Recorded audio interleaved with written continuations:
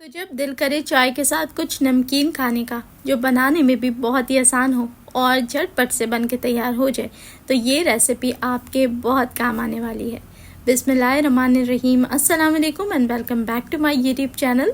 मैं हूँ सिद्रा और आज आपको बनाना सिखाऊंगी एक नई किस्म के खस्ता, मज़ेदार और क्रिस्पी से नमक पारे। बनाना बहुत ही सिंपल है, तो फिर आइए रेसिपी को शुरू करते हैं। तो हलवाई स्टाइल खस्ता नमक पारे थोड़ा सा मुख्तलिफ स्टाइल में आज आपको बनाना सिखाऊंगी और सारी टिप्स आपके साथ शेयर करूंगी। तो नमक पारे बनाने के लिए यहाँ मैंने 2 कप मैदे का इस्तेमाल किया है और इसके अंदर सबसे पहले मैं ऐड करूंगी 1 चम्मच अजवाइन।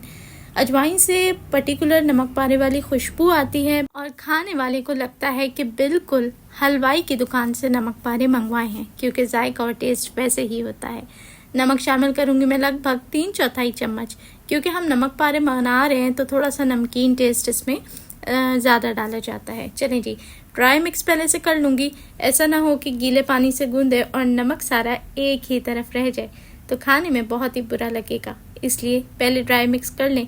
और खस्ता बनाने के लिए अब ऐड करूँगी 2 टेबल स्पून के करीब घी। आपने मेल्टेड घी इस्तेमाल नहीं करना, बस जो रूम टेम्परेचर पे होता है वही ऐड करेंगे।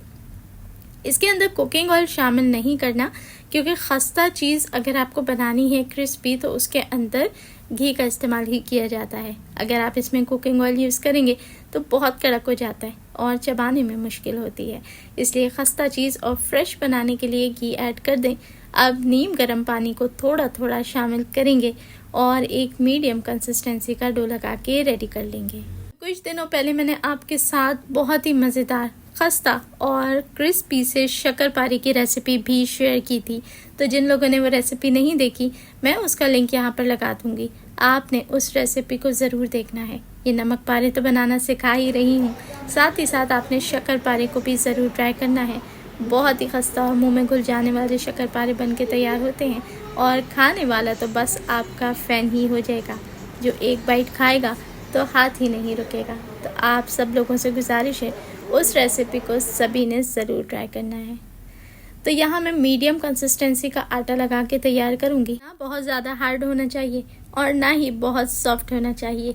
और नीम गर्म पानी से गूंदने का एक मकसद ये होता है कि आटा बहुत सॉफ्ट रहता है और नमक पारे बहुत ही क्रिस्पी बनते हैं। ठंडे पानी से क्या होता है कि आटा सख्त हो जाता है, जिसकी वजह से चबाने में थोड़ा सा सख्त बन के तैयार होते हैं और मुश्किल होती है।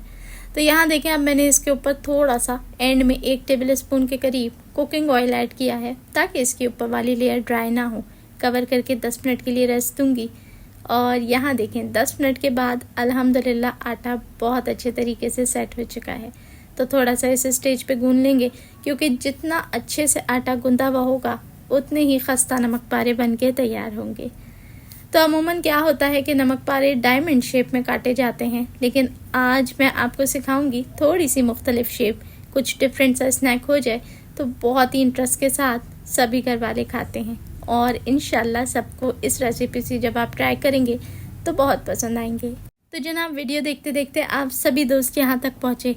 अगर आपको रेसिपी अच्छी लग रही है तो जल्दी से इस वीडियो को लाइक कर दें, और अगर आपको ऐसा लगता है कि आपने मुझसे कुछ नया सीखा तो रेसिपी को अपने दोस्तों के साथ भी शेयर करना बिल्कुल ना भूलें।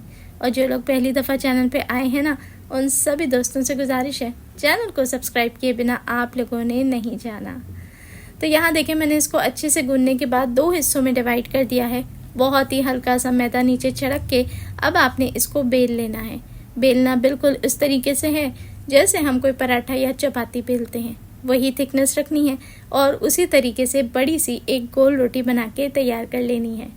तो यहाँ देखें, अब इसकी बहुत सारे नमक पारों की एक साथ कटिंग किस तरीके से करनी है आपको सिखाती हूँ। न्यू तरीके की शेप है, अलग अलग एक एक नमक पारा बनाने की ज़रूरत ही नहीं है। बस आपने छुरी की मदद से रोटी को इस तरीके से कट करना है जैसा हम क्रॉस में कट करते हैं। उसके बाद आपने इसका जो चौड़ाई है उसको छोटा करते जाना है, और जिस तरीके से पिज़्ज़ा की स्लाइसिंग होती है ना, बस उसी तरीके से आपने इसको 8 या 10 हिस्सों में कट कर लेना है। अगर आपकी रोटी ज़्यादा बड़ी है और हिस्से थोड़े चौड़े हो रहे हैं तो आप मज़ीद भी कट कर सकते हैं।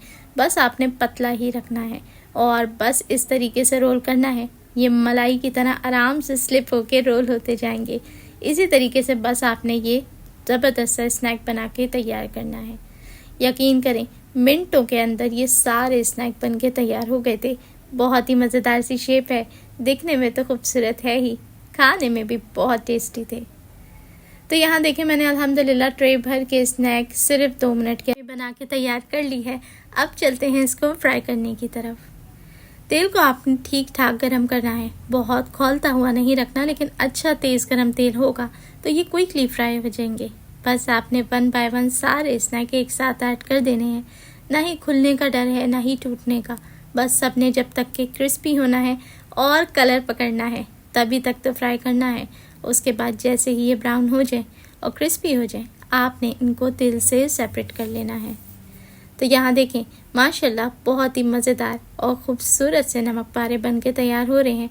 बस जब ऐसा गोल्डन खूबसूरत सा कलर आ जाए तो सभी को इकट्ठा उठा लें और ये खस्ता मज़ेदार नमक पारे बन के तैयार हैं। आप चाहें तो इस स्नैक को स्टोर भी कर सकते हैं किसी भी एयर टाइट कंटेनर के अंदर, या ऐसा जार जो बिल्कुल ड्राई हो उसके अंदर आप हफ्ता भर स्टोर कर सकते हैं। और बस चाय का 1 कप बनाया और साथ ही ये क्रिस्पी मज़ेदार से स्नैक्स एंजॉय करें। रेसिपी अच्छी लगी हो तो एक प्यारा सा कमेंट करके ज़रूर बताएं कि आज की ये रेसिपी आपको कैसी लगी, और ट्राई तो आप सब ने लाजमी करनी है। तो ये देखें खस्ता क्रिस्पी नमक पारा बन के तैयार है। देखने वाले सभी लोगों का बेहद शुक्रिया।